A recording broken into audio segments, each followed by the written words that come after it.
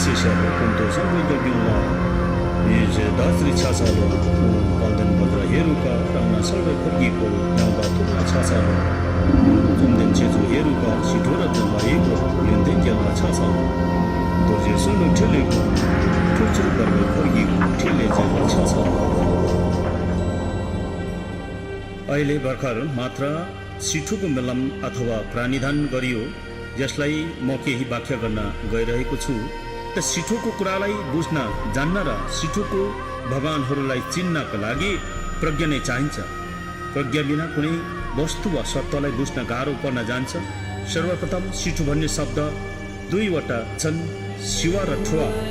र शिवाको अर्थ शान्ति हो भने यसैको विपरीत ठुवाको अर्थ हुन्छ क्रोध अथवा रुद्र भन्ने, यानि शान्ति र क्रोधका भगवानहरू र सिठो लाछो यसलाई भनिन्छ। सिठोको भगवान जम्मा 100 जना हुन्छन्, शान्तिको 42 जना र क्रोधका भगवानहरू 58 जना हुन्छन्। यी 100 जना भगवानहरू पञ्चबुद्धहरूबाट नै उत्पन्न भएका हुन् अनि ती पञ्चबुद्धहरू समन्तभद्रका रूपहरू हुन्। ती बुद्धहरू हुन् अक्षोभ बुद्ध, रत्नसम्भ बुद्ध, अमिताभ बुद्ध, वैरोचन बुद्ध र अमोघ सिद्धि बुद्धहरू हुन्। यी बुद्धहरू आफ्नो दिशामा विराजमान छन्।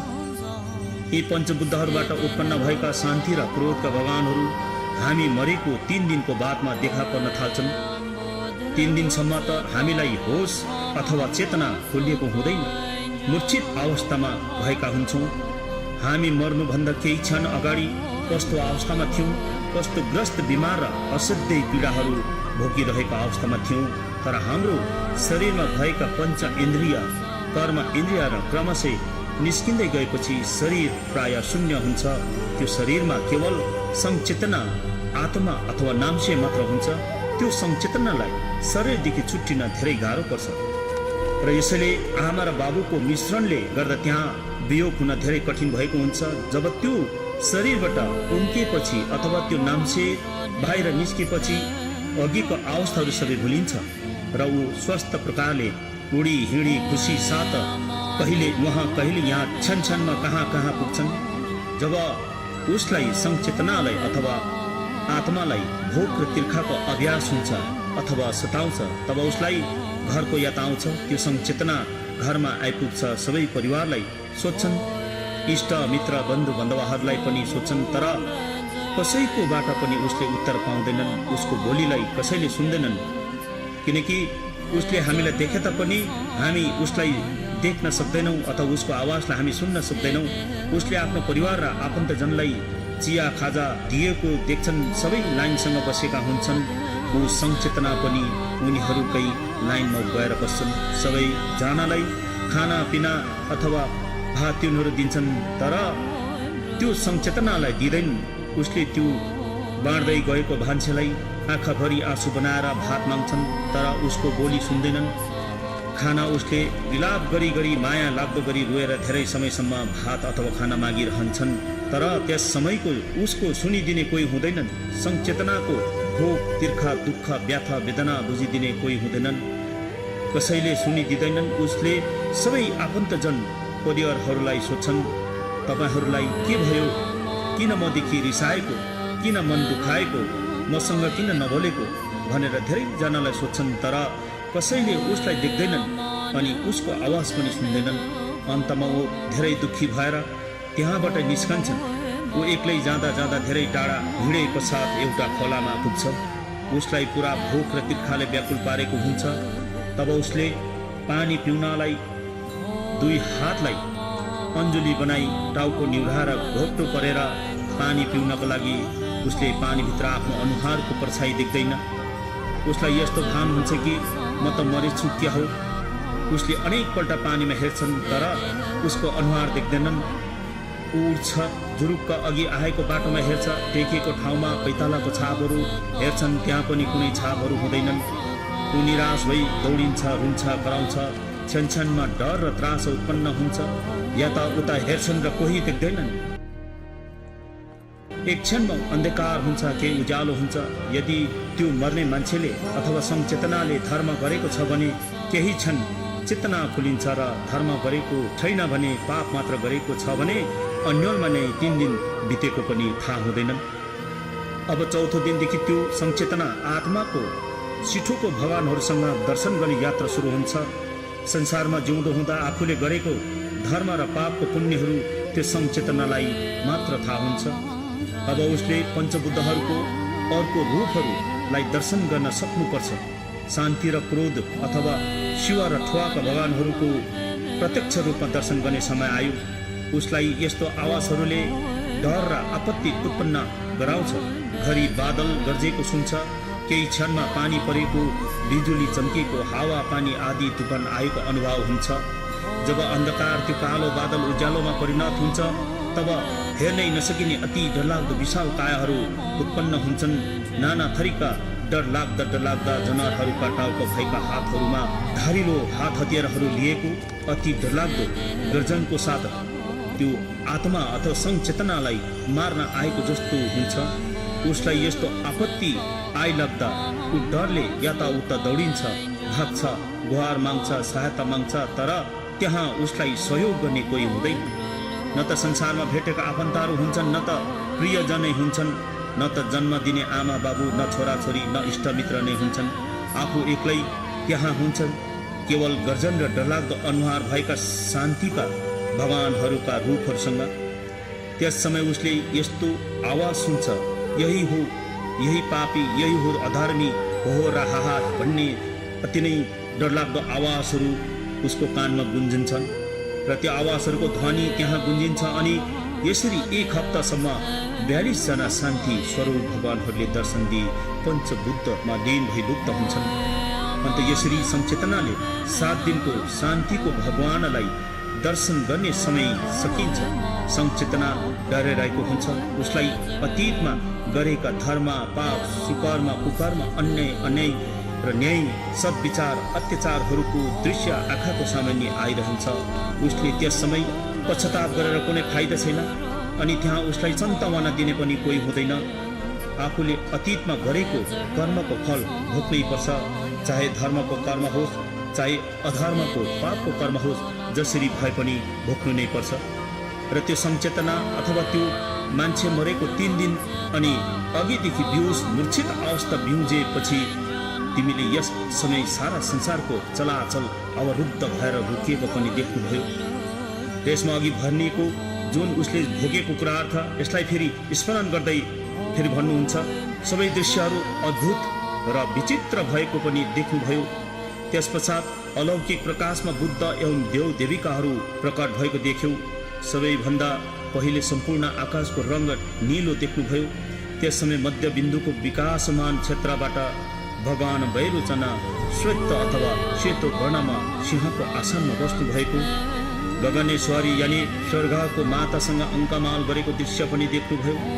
दोस्रो दिनमा तिमी प्रवेश भयो। त्यस दिन तिमीले पूर्व दिशाको अभिरुचि नामक बुद्ध क्षेत्रबाट भगवान वज्रसत्व अथवा अक्षुभ बुद्ध नीलो रङमा हातमा 5वटा धार भएको दुर्जे लिएको, हात्तीको सिंहासनमा बस्नु भएको माता बुद्ध लोचनाले अङ्गमाल गरेकी मुद्रामा दर्शन गर्नुभयो। यसको साथसाथै लास्यमा र पुष्पमा अर्धचन्द्रकार भएर इन्द्रधनुषी उज्यालो विमानमा बस्नु भएको दर्शन पनि तिमीले पाउनुभयो। यसबाट 6 जना बुद्धकायाहरूको पनि दर्शन पाइसक्नुभयो। र जब तिमी मरेको तेस्रो दिन जब तिमी भयभीत भइरहेको हुनेछ, त्यति बेला तिमीलाई उदय भएको कृपाको अङ्कुशमा अल्झिरहेको थियो र तलतिर झरेको अनुभव गर्यो। त्यस समय डरले भाग्यौ। तब तेस्रो दिन रत्न सम्भव बुद्ध आफ्नो सहयोगी देवा देवीहरूसँग मानव लोकबाट तिमीलाई स्वागत गर्न आएको थियो। त्यहाँ नाना प्रकारको रङ भएको तेज ज्योतिहरूलाई दर्शन गर्यो। त्यस ज्योतिहरूको बीचबाट पहिलो रङ्ग तेज ज्योति र पहिलो रङको शरीर भएको रत्न जडितले सजिएको घोडाको आसनमा विराजमान गर्नुभएको बुद्ध रत्न सम्भवलाई देख्नुभयो। माता मामकी डोल्माले अङ्कमाल गरेको मुद्रामा दर्शन पाउनुभयो। 6 जना बुद्ध शरीरहरू उज्जवल इन्द्रणी ज्योतिबाट उदय भएको पनि देख्नुभयो। जब चौथो दिनमा अहम, अहङ्कार, लोभ, लालच, हेरा फेरी र पाप कर्मको प्रभावले गर्दा सदैव दुःखी भएको देखेर यसबाट उत्पन्न भएको घोर आवाज र निस्तेज प्रकाशहरूदेखि भयभीत बनेर भागिरहेको बेला यस प्रकार मानिसहरूलाई अन्तर्भावको अवस्थामा मृत्युको चौथो दिनमा आफ्नो सहयोगी देव देवीहरू सहित रेस राग र अहंकारबाट उत्पन्न प्रेत योनिको रूपमा निस्तेज प्रकाश भएको मार्गमा स्वागत गर्न या लिन आएको अग्नि तत्त्वबाट उत्पन्न भएको पवित्र रूपमा रातो ज्योतिसँगै रातो वर्णको भगवान अमिताभ बुद्धलाई दर्शन गर्यो। हातमा कमलको फूल लिएको मजुरको आसनमा विराजमान हुनुभएको अनि दिव्य माता परम श्रेष्ठ पण्डोरवासिनी देवीले अङ्कमाल गरेको दृश्य र अवलोकतेश्वर र मञ्जुश्रीलाई पनि दर्शन गर्नुभयो। अब 5औं दिनमा तिमीले अथवा संचेतनाले मनलाई विचलित नबनाइकन अन्तकालको 5औं दिनमा पनि प्रवेश गर्यो। यस अवस्थामा महाभूत समस्त वायु तत्त्वको विशुद्ध रूपमा हरियो रङको उज्यालो उदय भएको देख्नुभयो। यस समय उत्तर दिशाको कर्मकोट नामक बुद्ध क्षेत्रदेखि हरियो वर्णको शरीर भएको भगवान अमोघ सिद्धि बुद्ध आफ्नो प्रमुख सहयोगी देवी देवगणलाई सँगै लिएर हातमा दुर्जे अथवा वज्र धारण गर्नुभएको आधा मानिस र आधा गुरुर रूप भएको सिंहासनमा विराजमान भएको माता समायताराले अङ्कमाल गरेकी मुद्रामा तिमीले दर्शन पाइसक्नुभयो। अघि तिमीले पञ्चबुद्धहरूलाई दर्शन गरिसक्यौ, जसलाई अमोघ सिद्धि, वैरोचन सिद्धि, रत्नसभा बुद्ध र अमिताभ बुद्धहरूलाई तिमीले दर्शन गरिसक्यौ। तिमी 6औं दिनमा पनि प्रवेश भयो। 6औं दिनमा पनि तिमी ती ज्योति र किरणहरूसँग त्रस्त र भयभीत भएर नीच योनिमा भट्किरह्यौ, अल्मलिएर घुमिरह्यौ। तब मृत्युको 6औं दिनमा मातृ पितृको महाकरुणा रूपी युगल ज्ञानी तपस्वी पञ्चपोल बुद्ध उनका सहयोगी देवी देवगणहरूलाई लिएर आउनुभएका। तब तिमी संसारिक संस्कारहरूको माया मोहमा फसेर उनीहरूदेखि आतंकित र त्रास्त भइरहेको बेला परिमण्डलको मध्य भागको विकीर्ण नामक बुद्ध क्षेत्रबाट माता पिता रूपी युगनद्ध बुद्ध वैरोचन पहेँलाको जस्तै गरेर दर्शन दिनुभयो। युगल माता पिता स्वरूप 5 जना तपस्वी बुद्धहरूको बाहिरपट्टिको परिधिमा द्वारपालले क्रोधमाथि विजय प्राप्त गर्ने यमराज घोडाको मुख भएको क्रोधको राजा हायङ्ग्रीवा भगवानहरू, देवलोक, असुरलोक, मनुष्यलोक, तीर्थलोक अथवा प्रेतलोक अनि नर्कलोक, यी 6 लोकका भगवानहरू अथवा मुनिहरू अर्थात् बुद्धहरू प्रकट भएर दर्शन दिनुभयो। समस्त बुद्धहरूको पूज्य अथवा पुर्खाहरू अथवा पितामह समन्तभद्र र समन्तभद्र युगल माता पिता स्वरूप प्रकट भएको आभास गर्यो। ती बुद्ध र देवी देवगण यी समस्त बुद्ध क्षेत्रबाट अवतरित कतै बाहिरबाट आउनु भएका होइनन्। यिनीहरू सबै तिम्रो हृदय स्थलको मध्य भाग र 4 दिशाहरूबाट उत्पन्न भएर आएको थियो। यी सबै बुद्ध र देवगणहरू तिम्रो हृदयको भित्री भागबाट उत्पन्न भई बाहिर निस्केर दर्शन दिइसकेको छ।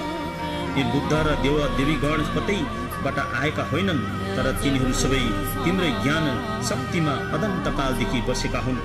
यिनीहरू अनाभौतिक अथवा अनभौतिक रूपमा विराजमान थिए। अन्त यिनीहरूलाई उनीहरूकै रूपमा तिमीले चिन्न सक्यौ। तिम्रो मृत्युको 7औं दिनमा इच्छा आकांक्षाहरू पवित्र धातुको रूपमा शुद्ध भएर 5 रङ बिरङ्गी ज्योतिसँग उदय भएको पनि तिमीले देख्यौ। ज्ञान देव देवी डाकिनी परिहरू हातमा नाना प्रकारका धारिलो हतियारहरू लिएको, हुनले भरेको खोपडी लिएको, आफ्नो मुद्रामा नृत्य गरेको तिमीले दर्शन पायौ। परिमण्डलाको बाहिरी हिस्साबाट असंख्य डाकिनीहरू परिहरू, 8वटा महाशमशानहरूका डाकाहरू अथवा पुरुष परिहरू, 4 बुद्ध क्षेत्रका डाकाहरू, वीर योद्धाहरू, किङ्गार धर्मरक्षक धर्मपालहरू, हाड र छालाले बनिएको गरगहना पहिरिएको स्त्री पुरुषहरू, नाना प्रकारका हड्डीले बनिएको बाजा घजा बजाएर तिमीलाई स्वागत गरेको अनुभव गरिसक्यौ। 5 रङ्ग ज्योति जस्तै रङ्गीन धागोमा गुथिएका झैँ रङ्ग बिरङ्गी चमचम चम्किने झलक मलक सरर गर्दै एउटा स्वच्छ तेजवी ज्योति 5 जना विद्या र ज्ञानका देवगण विद्याधरहरूको हृदय स्थलबाट उत्पन्न भएर तिम्रो हृदयको छेउबाट आँखाहरूलाई असाध्य वेदना दिँदै आएको थियो। त्यसबेला यसको रङ सँगसँगै मूर्खलोक अथवा पशुलोकदेखि निस्तेज नीलो रङको ज्योति पनि देखा परेको थियो। त्यसबेला तिमी संसारिक वासनाहरूको अधीनमा परेर भ्रमित भई त्यो तेजवी रङ्गप्रति आकृष्ट भयो। यस अवस्थामा तिमी 5 रङको तेजवी ज्योतिसँग भयभीत र आतंकित भएको थियो। त्यसलाई आफ्नै ज्ञान शक्तिको ज्योति हो भनेर तिमीले चिन्यौ। त्यस ज्योतिको भित्र तहबाट स्वत उद्घोषित धर्म शब्दहरूको ध्वनिहरू 1000 वज्र कड्कडिएको गर्जन जस्तै भयो। यी शब्दहरूको गुन्जन र महागर्जनदेखि आतंक, तीव्रता र उग्रताका आवाज ध्वनिहरू उत्पन्न भएको तिमीले अनुभव गर्यौ। यिनीहरू ध्वनिहरू, हे संचेतना, यी ध्वनिहरू, गर्जनहरू तिम्रै प्राप्त ज्ञान शक्तिको रूपहरू थिए। यदि तिमी डरायौ भने पशुलोकबाट उत्पन्न भएको निस्तेज हरियो रङको प्रकाशसँग तिमीले अनुराग आकृष्ट भएर महमा खुसिन्थ्यौ। त्यसप्रति आकर्षित भई महारूपी अन्धकारमा फसिएर कुकर्म गर्ने लोक अर्थात् पशुलोकमा पतित भएर सधैँभरि मूर्ख, नबोल्ने, नसुन्ने, लाटा, गुङ्गा, अर्काको कमारो भएर बाँच्नु पर्नेछ। त्यहाँ मार मार, काट काट जस्तो अनन्त दुःख कष्ट भोग्नु पर्ने अवस्था तिमीले अनुभव गर्यौ। हे संचेतना, अब 7औं दिनको तल छर्ने अवस्था अथवा तिर्यक, पशुलोक, प्रेतलोक र नर्कहरू, परिचय, प्रार्थनाहरू अनि अन्तर्भावको परिस्थितिमा शान्त र शान्तिप्रिय देवा देवीगणको आगमन, उपस्थिति र आवासहरूको परिचय यो 7औं दिनको यही सम्पन्न हुन्छ। र 8औं देखि 14औं दिनसम्म उग्र रूप धारण गर्ने देवी देवता गणको प्रादुर्भाव अथवा उत्पत्ति अनि उनीहरूको परिचयहरू यसरी सुरु हुन्छ। जो उक्त अवस्थामा अन्तर्भावका 7 दिनभित्र 7 प्रकारको बाधा अडचनहरू थिए। यसकारण सम्यक शान्त देवी देवगण सम्पूर्ण ज्ञानले युक्त भएका विद्याधरहरू सँगसँगै डाका डाकिनीहरू उनको स्वागत गर्न आएपछि क्रोधको आगोमा प्रज्वलित भएका 58 देवगण उक्त शान्त रूपधारी देवगणको विपरीत रूप लिएर प्रकट हुन्छन्। यिनीहरू शान्तिप्रिय देवगण जस्ता हुँदैनन्। यिनीहरू क्रोधी, प्रचण्ड, उग्र र भयानक डरलाग्दा रगत पिउँदै गरेको हुन्छन्। तर यी सबै क्रोधी, उग्र रूपधारी देवी देवगण सबै अन्तर्भावका रूपहरू हुन्। अब अन्तर्भावको 8औं दिनमा हेरुका उग्र रूप धारण गर्ने देवी देवगणहरू तिम्रो अघि देखा पर्नेछन्। अन्त तिमी अविचलित भएर उनीहरूलाई चिन्नु पर्छ। गहिरो बदामी रङ्ग भएको महाप्रतापी बुद्ध हेरुका, जसको 3वटा विशाल टाउको भएको, 6वटा बलिष्ठ हातहरू, 4वटा खम्बा जस्तो खुट्टाहरू फैलाएर दृढता साथ उभिरहेको, उसको दाहिनेपट्टिको अनुहार सेतो वर्णको, देब्रेपट्टिको रातो वर्णको र मध्यमको अनुहार गहिरो बदामी वर्ण र त्यहाँबाट आगोको ज्वाला निस्किरहेको, उनका 9वटा आँखाहरू उघारेर भयङ्कर डरलाग्दो नजरले हेरिरहेको, उनका आँखीभहरू बिजुली चम्किँदा चर्केका धर्सा अथवा धर्काहरू जस्तो लामा लामा दाँत भएको, अणरण भन्ने शब्दहरू हाहार होको शब्दहरूमा अट्ठास गर्दै हाँसिरहेको, तीखो आवाज शिश गरेर सिटी बजाइरहेका आफ्नो केशराशिहरूलाई ठाडो पारेर फिजाइरहेको, खोपडीहरूको मालाहरू पहिरिएको, हातहरूमा डरलाग्दा हात हतियार लिएको, बुद्ध क्रोधीश्वरीले अङ्कमाल गरिरहेकी, उनको हातमा शङ्खको पात्रमा रगत, मुखमा हाल्दै गरेको खुन पिउँदै कण्ठबाट मेघ गर्जन जस्तो आवाज निस्किरहेको, यी देवी देवगणहरू तिम्रो मस्तिष्कको मध्यमबाट प्रकट भएर तिमीलाई दर्शन दिइरहेका छन्। यस्तो देखेर तिमी भयभीत त्रास्त नहुनु। वास्तवमा उनीहरू त भगवान वैरोचन बुद्ध युगल माता पिता दुवैको साक्षात रूपहरू हुन्। र तिमी 8औं दिनको पश्चात 9औं दिनमा वज्रकुलका हेरुका देवगण आत्मा अथवा संचेतनालाई स्वागत गर्न आउनेछन्।